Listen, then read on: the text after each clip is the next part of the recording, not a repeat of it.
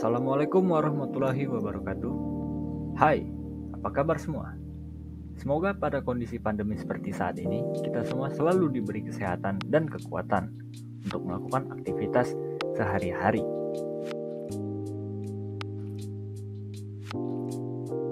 Perkenalkan, nama saya Brahmantika Satria dengan nomor NPM B1A021193 dari kelas C. Dengan dosen pengampu saya adalah Bapak Wisman, MPD.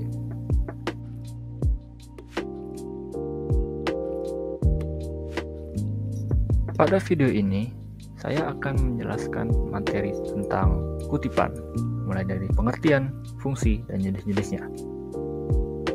Selamat menikmati.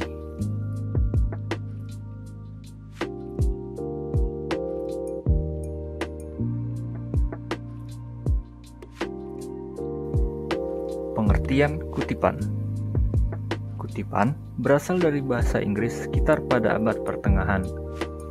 Kata kutipan merupakan turunan dari bahasa Latin, yaitu quotare, yang artinya menandai buku dengan jumlah bab sebagai referensi.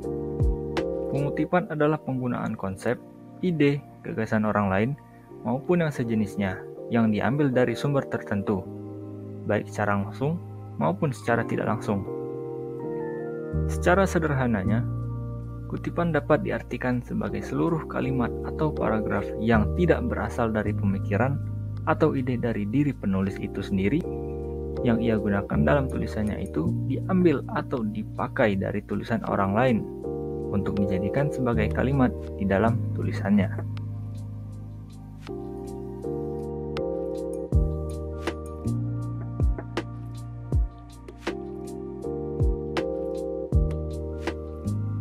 Fungsi kutipan. Kutipan memiliki beberapa fungsi sebagai berikut. Yang pertama, mencegah dari permasalahan plagiarisme atau plagiat. Yang kedua, membantu pembaca memahami lebih dalam tentang topik yang ditulis. Ketiga, menambah nilai keestetikan dalam penulisan. Keempat, membantu menguatkan ide atau topik dalam tulisan. Yang kelima, menunjukkan keakuratan dalam tulisan berdasarkan dari sumber-sumber yang dikutip. Keenam, membantu memudahkan penulisan daftar pustaka. Dan yang terakhir, memudahkan peninjauan kembali penggunaan referensi.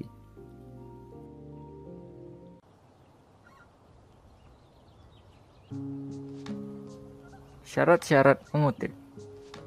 Syarat-syarat dalam mengutip yaitu hanya ciptaan yang telah diumumkan yang dapat dikutip.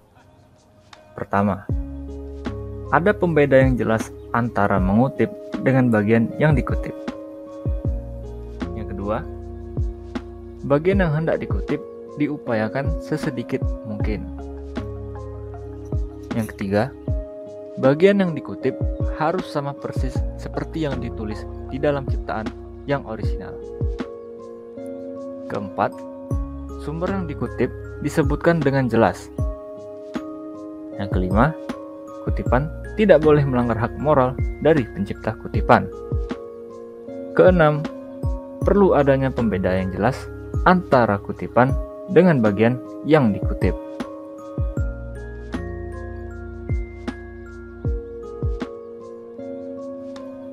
Prinsip dasar mengutip. Ketika mengutip, terdapat prinsip-prinsip yang harus dilakukan. Prinsip-prinsip ketika menulis kutipan adalah sebagai berikut. Yang pertama, tidak menambah atau mengurangi kalimat dalam kutipan yang kita kutip. Apabila terdapat kesalahan dalam tulisan, maka kita tidak berhak untuk mengubah tulisan tersebut. Sebaiknya dibiarkan saja. Yang kedua, tidak menghapus beberapa teks kutipan dengan syarat apabila jika dihilangkan, maka akan kehilangan makna dari kutipan tersebut. Yang ketiga, tidak memasukkan pendapat sendiri atau pribadi. Dan yang keempat, pengutip harus bertanggung jawab atas keakuratan kutipan yang ia kutip.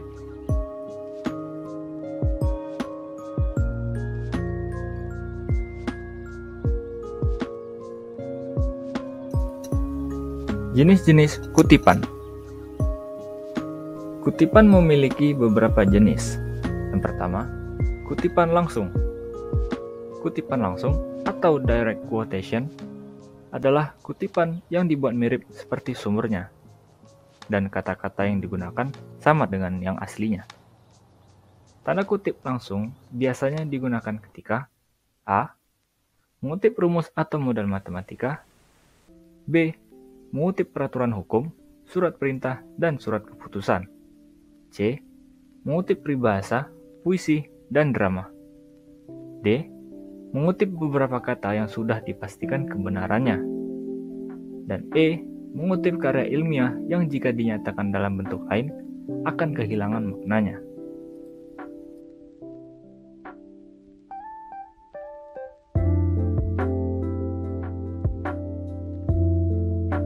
Kutipan langsung dibagi menjadi dua. A. Kutipan langsung singkat. Kutipan langsung singkat ialah kutipan langsung yang tidak melebihi 3 baris dari panjang yang diketik. Kutipan tersebut dimasukkan dalam teks dengan menambahkan tanda kutip di antara materi yang dikutip. Jika ingin menghilangkan beberapa kata dari kutipan tersebut, gunakan titik 3 buah pada awal kalimat. B. Kutipan langsung panjang. Kutipan langsung panjang ialah kutipan langsung yang lebih panjang dari 3 baris teks.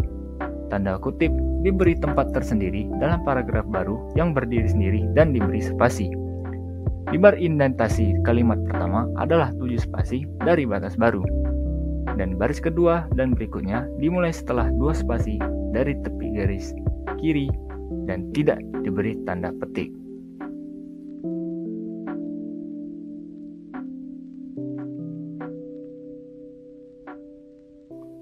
Kemudian 2. Kutipan tidak langsung. Kutipan tidak langsung adalah referensi pendapat yang hanya berfokus pada hal-hal yang esensial. Kutipan tidak langsung dibagi menjadi 2 bagian. A. Tanda kutip tidak langsung pendek. Tanda kutip tidak langsung pendek adalah tanda kutip yang tidak langsung terdiri dari 1 paragraf atau kurang. B. Kutipan tidak langsung panjang. Kutipan tidak langsung panjang adalah kutipan tidak langsung panjang yang terdiri dari beberapa paragraf.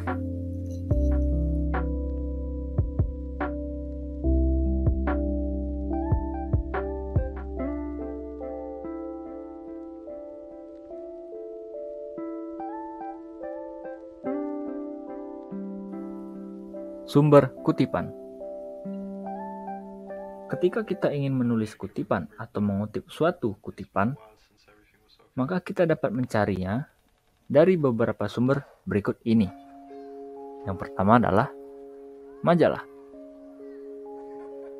Majalah dapat berupa majalah pendidikan ataupun yang lainnya. Kedua, buku, seperti buku pelajaran atau buku novel. Ketiga, koran atau surat kabar. Keempat, internet. Kelima, artikel. Dan yang keenam, jurnal ilmiah.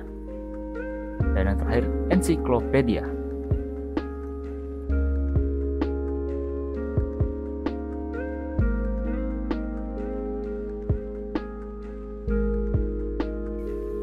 Teknik mengutip. Beberapa teknik mengutip adalah sebagai berikut. Yang pertama, kutipan langsung. A. Kutipan langsung tidak lebih dari 4 baris. Kutipan dengan jarak antar 2 baris kutipan 2 spasi diapit dengan tanda kutip, disatukan ke dalam teks. Kemudian, ketika selesai, pada akhir kalimat diberi tanda kurung serta sumber dari mana kutipan ini berasal. B.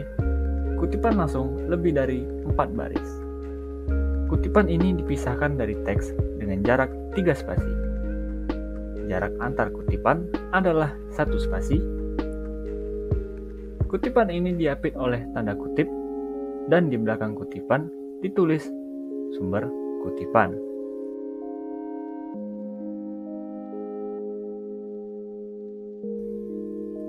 Dua, Kutipan tidak langsung. Kutipan tidak langsung ini dibaurkan ke dalam teks. Jarak antar baris kutipan rangkap. Kutipan tidak diberi tanda kutipan dan diberi sumber kutipan. 3. Kutipan pada catatan kaki. Kutipan ini diletakkan pada spasi yang rapat, meskipun kutipan yang dimasukkan tidak panjang. Kutipan diberi tanda kutip dan dikutip seperti teks aslinya. 4. Kutipan atas ucapan lisan. Kutipan harus ditandatangani oleh orang yang mengatakan. Kutipan ini dapat ditulis dalam kutipan langsung maupun tidak langsung. 5. Kutipan dalam kutipan. Hal ini kadang terjadi, yaitu dalam kutipan terdapat kutipan lain. Sekian dari saya, kurang dan lebihnya mohon maaf. Wassalamualaikum warahmatullahi wabarakatuh.